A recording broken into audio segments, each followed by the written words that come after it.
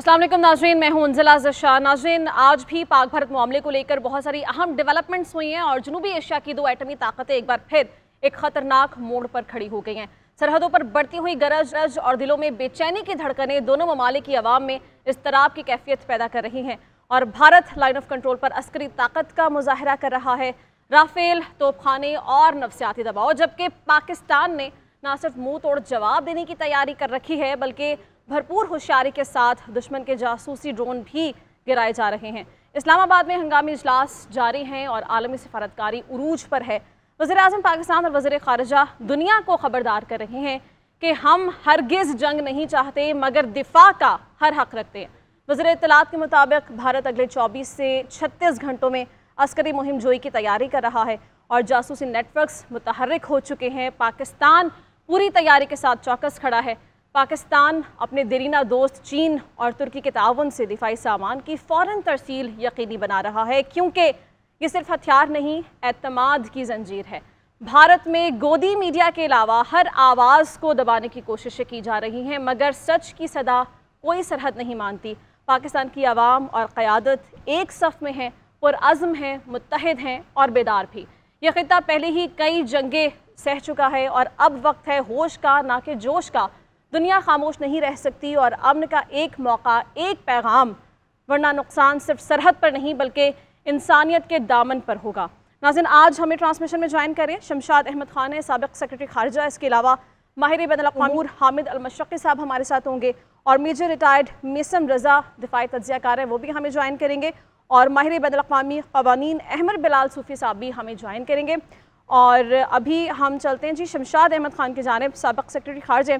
शमशाद साहब, सबसे पहले कहिएगा कि रोज़ाना ही रात की तारीख़ी में भारत शायद ये चेक करने आता है कि सरहद पर बैठी पाक फ़ौज किस अमल में मसरूफ़ है, कहीं सो तो नहीं रही है या क्या सरगर्मियाँ चल रही हैं।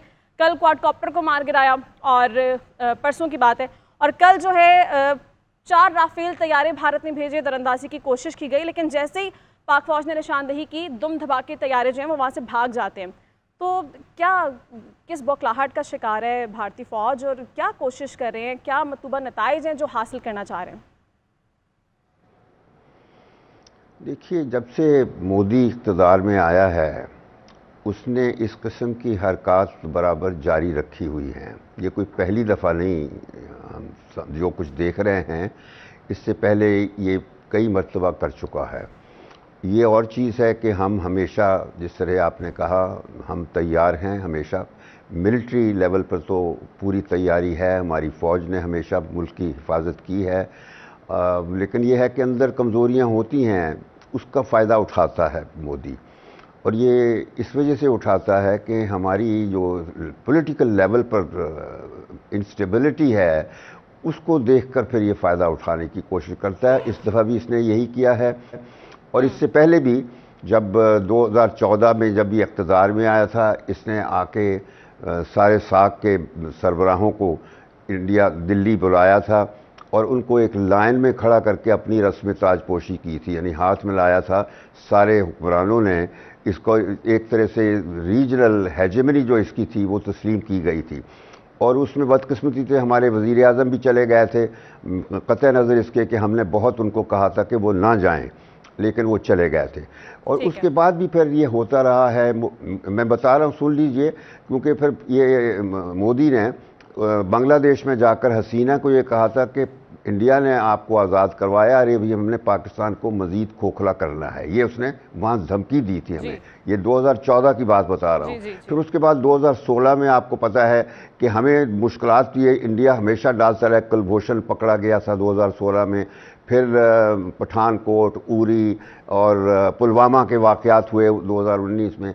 तो हमने हमेशा जवाब मिलिट्री तौर पर तो अच्छा दिया। 19 में हमने उनका जहाज़ भी गिराया, अभिनंदन भी पकड़ा था, उसको फिर खैर उनके हवाले कर दिया था।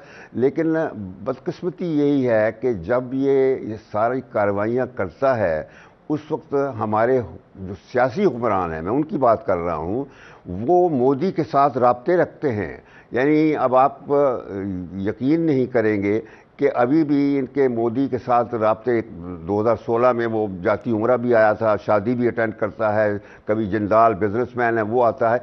इस तरीके से जो हमारी कमजोरियां हैं उनका ये फायदा उठाता है। अब लेकिन इस वक्त जो है मौजूदा सिचुएशन बड़ी मजबूत है, पाकिस्तान बड़े अच्छे तरीके से तैयारी रखे हुए है, लेकिन इसके साथ हमें ये भी एहसास रखना होगा कि ये दो मुल्क जो हैं इंडिया और पाकिस्तान, ये वाहिद न्यूक्लियर इक्वेशन है दुनिया में जो वर्ल्ड कोल्ड वॉर के कॉन्टेक्स्ट में नहीं पैदा हुई थी। ये वाहिद इक्वेशन है जो बाकायदा हॉट डिस्प्यूट्स के तनाज़र में पैदा हुई थी। इस वजह से जितने भी बड़ी न्यूक्लियर ताकतें जो हैं, 5 बड़ी ताकतें जो हैं जो सलामती कौंसिल के परमानेंट मेंबर्स हैं, वो असल एक्नॉलेज न्यूक्लियर ताकतें हैं, तो उनके ना सरहदें मिलती हैं ना उनके आपस में कोई झगड़े हैं। अगर हमारा जो है इंडिया पाकिस्तान ये बराबर झगड़ों से भरपूर रहा है। बिल्कुल ऐसा ही, और तारीख अगर उठा के देखें तो 75 साल से जब से पाकिस्तान मार्ज़ वजूद में आया है तब से ये मसला चल रहा है। हामिद अल-मशरक़ी साहब माहिर बैनुल-अक़वामी उमूर है, वो भी हमारे साथ मौजूद है। हामिद साहब, ये कहिएगा कि भारत की जानिब से रोज़ाना की बुनियाद पर इस तरह की खोखली कार्रवाइयाँ जो की जा रही हैं, मोदी इस सारे एक्ट से क्या गेन करना चाहते हैं? क्या वो अपनी खित्ते की चुतराहट चाहते हैं या फिर आलमी सतह पर जो खोई हुई साख है दोबारा वो हासिल करने की ढूंढी कोशिश कर रहे हैं? क्योंकि आप आलमी उमूर पर गहरी नज़र रखते हैं, क्या लगता है आपको आलमी सतह पर, सिफारती सतह पर क्या गेन कर रहे हैं मोदी अभी?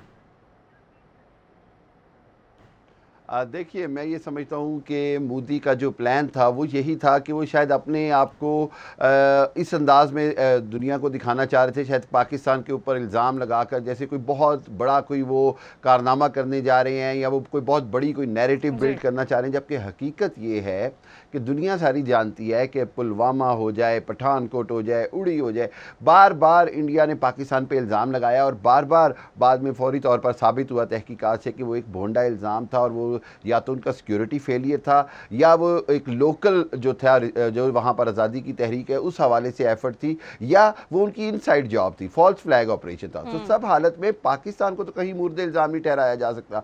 यहाँ पर भी ये इनकी कोशिश थी कि जी हम वही काम करेंगे, बल्कि मैं कुछ इंडियन चैनल्स पे था और वहाँ पे वो बार बार जो है वो मिसालें जो दे रहे होते हैं वो इसराइल की और उसकी। भाई इनको ये समझ नहीं आ रही कि पाकिस्तान जो है वो दुनिया की ताकतवर तरीन आर्मी है, पाकिस्तान का जो दिफा है वो मजबूत तरीन हाथों में है, पाकिस्तान की कौम इकट्ठी है और सबसे बढ़कर ये कि अमेरिका, इंडिया, हाँ। और देखिए इसके बाद इनके लिए ये नामुमकिन है कि पाकिस्तान को अंडरमाइन करें। दूसरी बात यह है कि मोदी की अपनी पॉपुलैरिटी जो है ना वो जमी बोस हुई हुई और अपने मुल्क में भी इनके खिलाफ बहुत सारी आवाजें बुलंद हो रही हैं। मोदी सरकार के खिलाफ अपने लोग साथ नहीं खड़े हैं, अपनी फौज साथ नहीं खड़ी है। निसम रजा साहब भी हमारे साथ मौजूद है। राजस्थान का इलेक्शन हार गए ये एग्जैक्टली हमारे साथ जी मौजूद हैं अहमद हसन हरबी साहब, उन्हें भी डिस्कशन का पार्ट बनाते हैं। मिसम साहब, आपका मेरे ख्याल से कोई माइक का इशू है, दोबारा आपकी जाने बातें।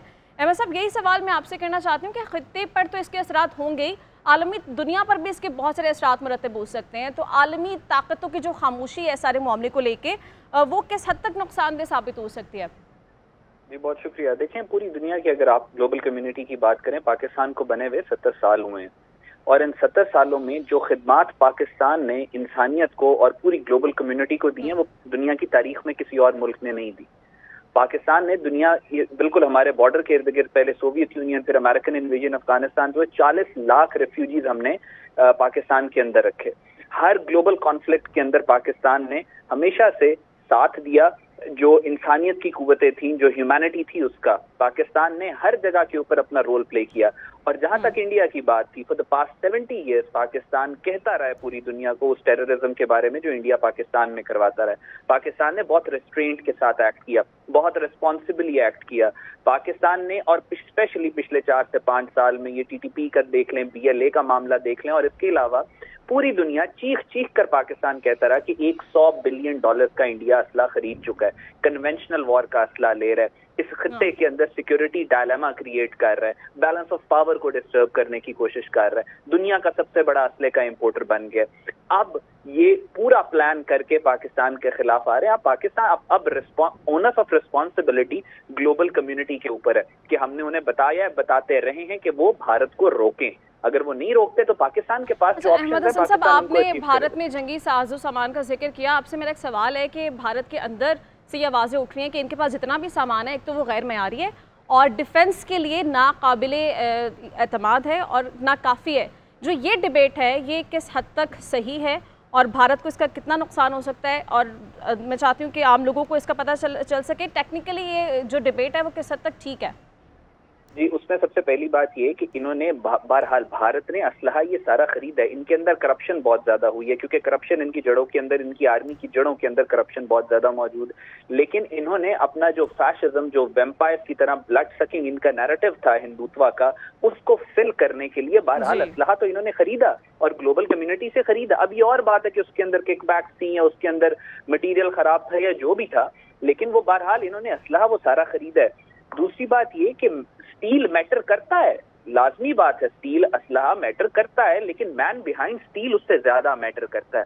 जैसे इकबाल ने कहा था, इबलीस अल्लाह को पामर दिए, मोमिन पे भरोसा, इबलीस को यूरोप की मशीनों का सहारा। तो ये man behind steel, it matters. तो वो जाहिर है अब वो पैनिक कर रहे हैं, उनकी पूरी आर्मी पैनिक है। मैं आपके शो के अंदर एक बहुत इंपॉर्टेंट आपके साथ रिपोर्ट भी शेयर करता हूँ कि इस वक्त जी अभी हमें ब्रेक पे जाना है अहमद साहब, ब्रेक से वापस आते हैं तो इस रिपोर्ट का तस्करा हमारे साथ भी शेयर करेंगे। नाज़रीन stay with us. Welcome back नाज़रीन, ट्रांसमिशन का सिलसिला आगे बढ़ाते हैं। शमशाद साहब को एक बार फिर डिस्कशन का पार्ट बनाते हैं। शमशाद साहब कहिएगा, गुज़श्ता रोज़ वज़ीर इत्तलाआत अता तारड़ ने ये कहा कि 24 से 36 घंटे आने वाले बहुत अहम हैं। ये किस अहमियत का हामिल है? यही जो भोंडी कोशिशें भारत कर रहा है, तैयारे भेज देना, क्वाडकॉप्टर उनका आ जाना, फिर पाक फौज उन्हें मार गिराती है, इन्हीं भोंडी कोशिशों का जिक्र है या और कोई कार्रवाई की जा सकती है? क्या लगता है आपको? देखिए, बात यह है कि जब जंग होती है तो वो प्लान करके जंग शुरू नहीं की जाती। कोई भी पार्टी, ना इंडिया ना पाकिस्तान, कोई भी पार्टी जंग प्लान करके नहीं लड़ती। जंग जो होती है वो कहीं से चिंगारी निकल जाती है या कोई गलती दोनों साइड में से हो जाती है। तो इस वक्त जो सिचुएशन जिसकी बात आप कर रहे हैं कि आपके वज़ीर इत्तलाआत ने कोई बात की है, तो उनको ज़ाहिर है ऑब्वियसली ज़्यादा पता होगा। तो इस वक्त सिचुएशन वाकई बहुत नाजुक है और हमें हर लिहाज से अपने आप को अलर्ट रखना है, बेदार रखना है। मुझे पता है कि हमारी फ़ौज बहुत मजबूत है, बहुत मुस्तहकम है और बड़ा तजर्बा रखती है हमेशा, और दुनिया में बेहतरीन फ़ौज है। लेकिन बदकिस्मती से ये बात है कि हम किसी न किसी जगह से कमज़ोरी का इजहार कर देते हैं। मैं अब अपने तजर्बे की बिना पर आपसे बात करनी चाहूँगा, क्योंकि मैं इस तरह बातें नहीं करता कि जी दुनिया ये करेगी वो करेगी। दुनिया में कोई भी मुल्क जो है वो दूसरे के लिए जंग नहीं लड़ता। चीन भी किसी मुल्क के लिए जंग नहीं लड़ता। चीन ने कभी अपने लिए जंग नहीं लड़ी है। उसने पिछले 70-75 जब से चीन आज़ाद हुआ है उसने कोई जंग नहीं लड़ी है। तो इस वक्त ये सोचना कि चीन हमारी मदद करेगा या अमेरिका हमारी मदद करेगा या रूस हमारी मदद करेगा, ये नहीं होगा।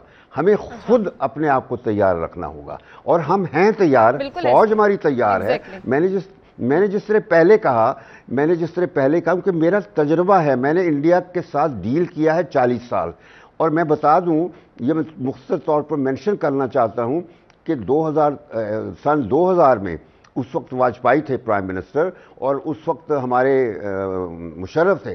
तो उस वक्त वाजपेयी ने हमारी कमज़ोरी का फ़ायदा उठा के एक दो वाक़यात ऐसे ही बर्पा किए थे। वो ऐसे कि जब 9/11 का वाक़या हुआ तो वाजपेयी, जब सारी दुनिया की तवज्जो अमेरिका की जो कार्रवाई थी अफ़गानिस्तान में उस पर मुतवज्जो थी, तो उसने वाजपेयी ने ये किया कि जो जम्मू और कश्मीर में असेंबली पे एक जारी हमला करवाया और उसका सारा ब्लेम पाकिस्तान पर लगा दिया। और अक्टूबर 2000 में और फिर दिसंबर 2000 में इंडिया की पार्लियामेंट पर हमला करवाया और ब्लेम पाकिस्तान को किया। इस किस्म के वाक़यात जो है ना इंडिया करवाता है और फिर दुनिया को बताता है कि ये मैं अपना मुल्क के हिफाजत के लिए काम कर रहा हूँ। इस वजह से हमें इंडिया की इन सब चीज़ों का ख्याल रखना होगा। लेकिन इंटरनेशनली अब उनके इस बयानिए को कोई बाय करने वाला बचा नहीं है शमशाद साहब, अनफॉर्चुनेटली ये बयानिया इस कदर पिट चुका है कि उनके अपने लोग इसको नहीं खरीद रहे हैं, तो आलमी ताकतों का तो सवाल ही पैदा नहीं होता। अहमद बिलाल साहब भी हमारे साथ मौजूद है। अहमद साहब ये कहिएगा कि मेरे ख्याल से अहमद साहब अभी हमारे साथ मौजूद नहीं है, मीसम रज़ा को डिस्कशन का पार्ट बनाते हैं। मीसम साहब, आप ये कहिएगा कि भारतीय फ़ौज जो कि हर वक्त जंग छिड़ने की बातें, भी शमशाद साहब भी यही कह रहे थे कि एक चिंगारी छिड़ने की देर होती है और जंग छिड़ जाती है, इंटेंशनली नहीं ऐसा होता। लेकिन हम देख रहे हैं काफ़ी अरसे से चिंगारियाँ तो छोड़ी जा रही हैं भारत के जाने से, लेकिन जैसे ही अमली तौर पर कोई कार्रवाई करने की बात आती है तो दुम दबा के भाग जाते हैं। और जवाब को इनके पास होता नहीं है। 8 दिन हो चुके हैं इस वाक़े को, लेकिन अभी तक कोई ठोस वाहिद साबित नहीं कर सके। तो क्या लगता है आपको कि ये जो बौखलाहट है भारतीय फ़ौज की, गोदी मीडिया की, ये इनको भारत को किस तरह से कहाँ पे स्टैंड कर रही है सिफारती सतह पर, और ये आपको लगता है कि भारत ही सारे मामले में तनहा रह जाएगा आगे? बिस्मिल्लाहिर्रहमानिर्रहीम। आपको मेरी आवाज़ क्लियर आ रही है? बिल्कुल ठीक है, लाउड एंड क्लियर।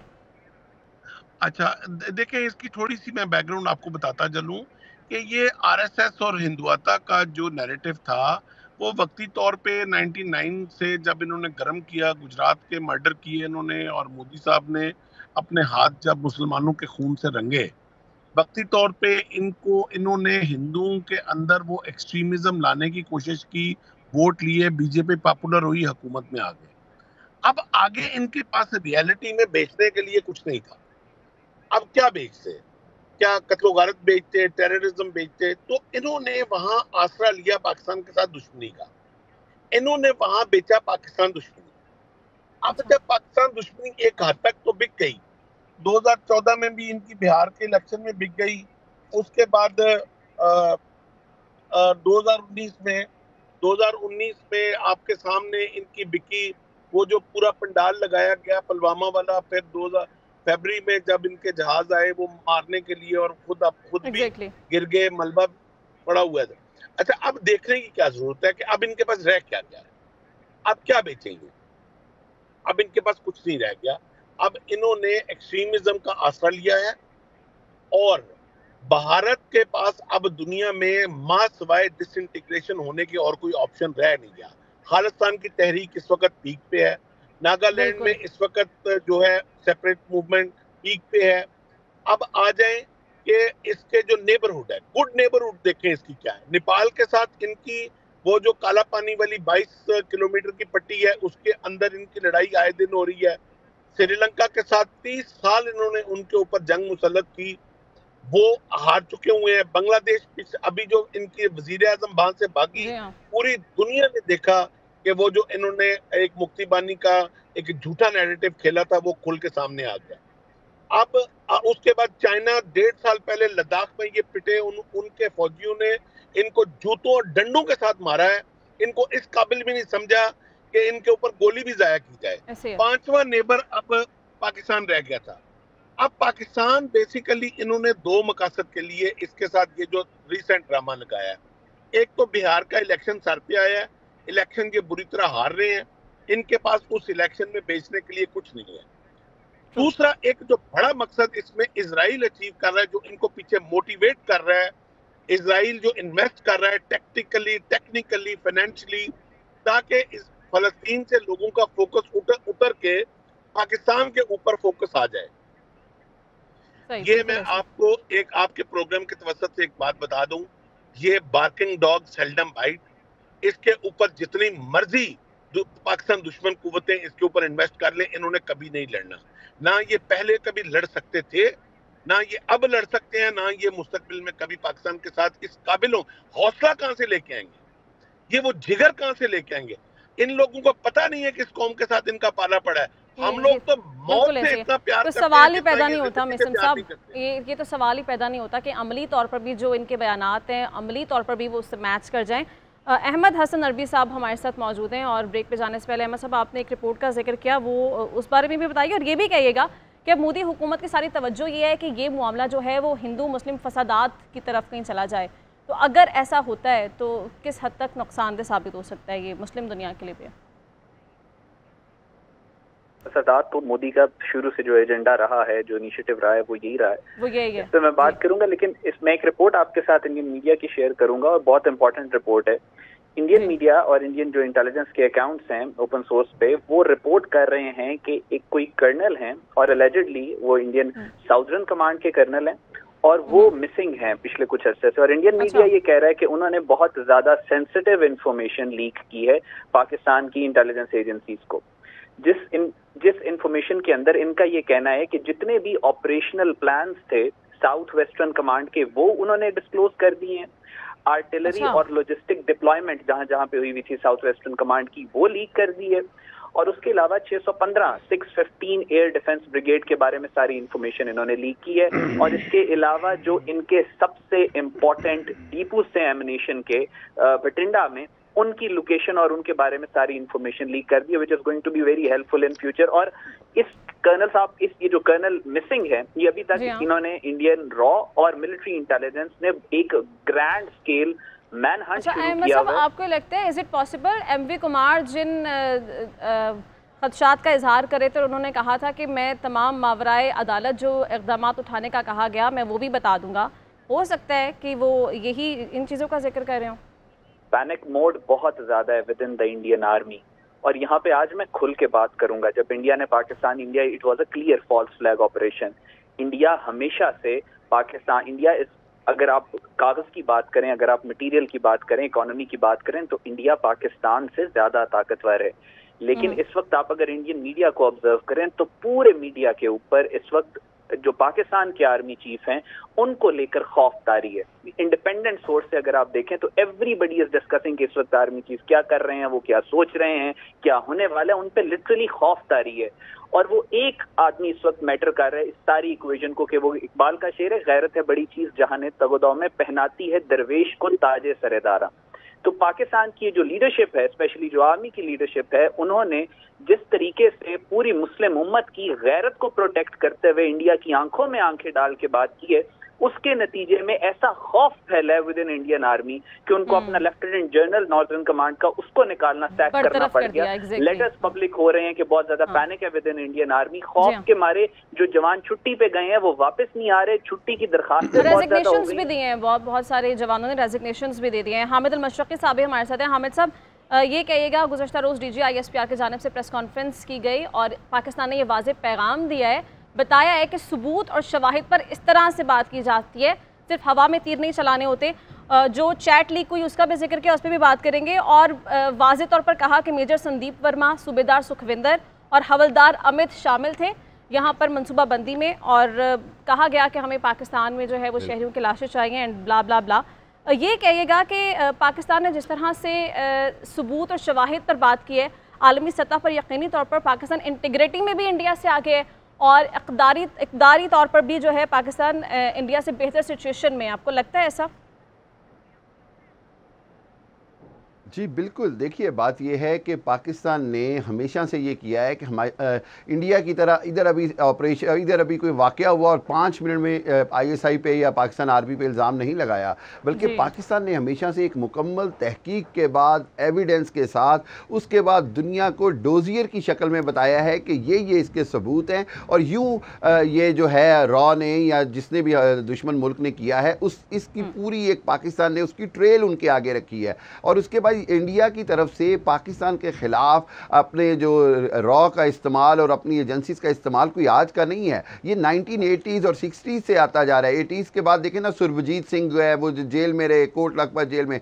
फिर उसके बाद लेटेस्ट कुलभूषण यादव उसकी ज़िंदा मिसाल है, जिसको वो अपना पहले बंदा ही नहीं मान रहे थे, फिर आर्मी नेवी का नहीं मान रहे थे, एवेंचुअली उन्होंने कौंसलर एक्सेस मांगी। फिर उसके बाद आप देखें कि पाकिस्तान ने क्या किया। पाकिस्तान ने जब EU डिसइंफो लैब आती है, इंडिया का जो 450 फेक मीडिया हाउसेस का पूरा प्रोपेगेंडा है, श्रीवास्तव ग्रुप है, उसको पाकिस्तान ने किस खूबसूरती से पूरी दुनिया को दोबारा बताया कि ये कोई हमारी रिपोर्ट नहीं है, ये एक यूरोपियन इदारे की रिपोर्ट है। खुदारा इसके ऊपर तवज्जो करें और ये बात समझी जाए कि इंडिया जो है वो कहीं कनाडा में भी कत्लो गारत कर रहा है और कैनेडियन वज़ीर आज़म को कहना पड़ रहा है कि इंडिया जो है वो रियासती दहशतगर्दी कर रहा है। वो जो पन्नू सिंह का वाक़या है, उसके बाद अमेरिका में होती है, अमेरिका के अंदर जो है वो मुकम्मल गवर्नमेंट कहती है। फिर गार्डियन में पूरा एक आर्टिकल छपते हैं, न्यूयॉर्क टाइम्स में आर्टिकल छपते हैं। फिर उसके बाद यहाँ तक कि दुबई की सरजमीन को उसने एज ए लॉन्चिंग पैड दहशतगर्दी के लिए दुनिया के मुख्तलिफ ममालिक में वहाँ पे उसको इस्तेमाल किया। सो सारे एविडेंसेस एक बात वाज़ेह करती हैं, वो ये कि पाकिस्तान हमेशा इल्ज़ाम पे काम नहीं कर रहा, पाकिस्तान डोजियर्स के साथ, प्रूफ के साथ बात करते हैं। और यही वो बात है जो DG ISPR ने ना सिर्फ शवाहद के साथ बल्कि तमाम एविडेंस के साथ, अब ये दुनिया की रिस्पॉन्सिबिलिटी है अंजिला, ये यूरोपीय यूनियन की रिस्पॉन्सिबिलिटी है, ये इंटरनेशनल कोर्ट ऑफ जस्टिस की रिस्पॉन्सिबिलिटी है, ये यूनाइटेड नेशन की रिस्पॉन्सिबिलिटी है कि अपने मुआशी मफादात की खातिर अपने मुआशी मफादात की खातिर इंडिया जैसी पावर को बेलगाम ना होने दे, इंडिया को एहतसाब किया जाए, कटहरे में लाया जाए। खातिर खा जवाब या रिस्पांस आलमी ताकतों की जानिब से उस तरह से दिखाई नहीं दिया जो कि आना चाहिए था, और पाक फौज की जानिब से ये वाज़ेह पैगाम दिया गया है आपने ईस्ट से आना है, वेस्ट से आना है, फ़ज़ाई रास्ते से आना है, समंदरी रास्ते से आना है या ज़मीनी रास्ते से आना है। पाक फौज हर वक्त हरदम चौकन्ना है और आपको जवाब देने की पूरी सलाहियत रखती है। नाज़रीन छोटी सी ब्रेक पे जा रहे हैं, ब्रेक के बाद दोबारा आपको ज्वाइन करते हैं, हमारे साथ रहें। वेलकम बैक नाज़रीन। हामिद साहब, अभी डीजी ISPR की गुज़श्ता रोज़ की प्रेस कॉन्फ्रेंस का हम तस्करा कर रहे थे जिसमें उन्होंने चैट का भी जिक्र किया, और चैट में जो भारतीय आर्मी ऑफिसर्स हैं उन्होंने वाज़ेह तौर पर यह कहा कि जी हमें पाकिस्तान में शहरियों की लाशें चाहिए ताकि हम दुनिया को ये बता सकें कि यहाँ पर दहशतगर्दी के शवाहिद मौजूद हैं। क्या भारतीय फ़ौज ने यहाँ पाकिस्तान को गुजरात समझ रखा है कि मोदी के एक इशारे पर अगर वहाँ पर खून की नहरें बह सकती हैं तो पाकिस्तान में भी कुछ भी हो सकता है? किस गलत फहमी का शिकार हैं और इस तरह के मैसेज? देखिए, ये मैं देखिए उन्जिला, मैं इस तरह की फ़ौज को फ़ौज नहीं बल्कि ये एक रोग आर्मी है, ये एक गुंडा का गिरोह है जो कि दूसरे मुल्क में दहशत गर्दी को बतौर पॉलिसी इख्तियार कर रहा है। हम पाकिस्तान ने तो वो है जिसने दहशत गर्दी के ख़िलाफ़ जंग लड़ी है, और बदकिस्मती से पाकिस्तान को दहशत गर्दी के ख़िलाफ़ जंग लड़ते हुए ना सिर्फ बाकी दुनिया की जंग लड़नी पड़ी बल्कि ख़ुद अपनी जंग इंडिया के ख़िलाफ़ भी लड़नी पड़ी, जो इंडिया ने पाकिस्तान में फितना और ख़वारिज की शक्ल में, BLA और दूसरे जो ख्वारिज हैं उनकी शक्ल में जो पाकिस्तान के अंदर कोशिश की आग लगाने की, पाकिस्तान की सिक्योरिटी फोर्सेस और इदारों ने उनको भी मुंह तोड़ जवाब दिया, उनका भी कला कमा किया है। सो मैं ये समझता हूँ कि भारतीय रियासत बतौर इंडिया, बतौर रियासत दुनिया में शायद वाहिद मुल्क है जो इस अंदाज में इतने मुल्कों में दहशत गर्दी कर रहा है। खसूसी तौर पर पाकिस्तान को जिस तरह वो निशाना बनाता है, पाकिस्तान की जानिब से अल्हम्दुलिल्लाह मुँह तोड़ जवाब तो दिया जाता है, लेकिन उसके साथ साथ मैं ये समझता हूँ, बार बार कहता हूँ कि अब दुनिया को, मोदी को जंगी जराइम का मुजरिम करार देना चाहिए, दुनिया को इसको कटहरे में लाना चाहिए। एक ऐसा हुक्मरान जो दहशत गर्दी को रियासती पॉलिसी के तौर पे इस्तेमाल कर रहा है, एक ऐसा हुक्मरान जो अपनी फ़ौज को रोग आर्मी बना चुका है, एक ऐसा हुक्मरान जो हर 7वें सिविलियन यानी कश्मीरी के ऊपर एक फ़ौजी को खड़ा कर चुका है 8 लाख फ़ौज की शक्ल में, एक ऐसा शख्स जो जेनोसाइड कर रहा है कश्मीर में कश्मीरियों का, एक ऐसा शख्स जो डेमोग्राफिक यानी मुसलमानों की जो अददी अक्सरियत है कश्मीर में उसको बदलने के लिए हिंदुओं को ला ला के बसा रहा है। हिंदुत्व के जुनून के अंदर, मुसलमान दुश्मनी के अंदर वो 25 करोड़ जो मुसलमान इंडिया में रहते हैं उनकी ज़िंदगी अजीरन कर चुका है। चाहे वो बुरके का कानून हो, चाहे वो बाबरी मस्जिद का मामला हो, चाहे वो वक्फ अमलाक बोर्ड हो, चाहे वो जुमे की नमाज पढ़ने की बात हो, यानी कि 3 तलाक का मामला, यानी कि अक़लियतों और ख़ुसूसी तौर पर मुसलमानों को जिस अंदाज से निशाना बनाया जा रहा है, ये 21वीं सदी की एक बदतरीन मिसाल है और इसको दुनिया को समझना होगा। और मोदी हुकूमत का डे 1 से यही रवैया रहा है, यही वतीरा रहा है। बिल्कुल ऐसे ही है। मिसम साहब, आपका इस पे क्या स्टांस है? आपको लगता है कि मोदी सरकार जो डे 1 से कोशिश कर रही है हिंदुत्व को फ़रोग़ देने में और हिंदू मुस्लिम फसादात को हवा देने की कोशिशें कर रही है, अब जो है 75 सालों बाद उनका ये बयानिया इस कदर पिट चुका है कि अब वहाँ पे अपने लोग इसको बाय नहीं कर रहे हैं, तो मोदी सरकार जो है इंटरनेशनली तो कुछ बाय नहीं कर पा रही है, अपने लोगों ने इसको मुस्तरद कर दिया है और इन्हें अपने ही मुल्क में शिकस्त का सामना करना पड़ रहा है।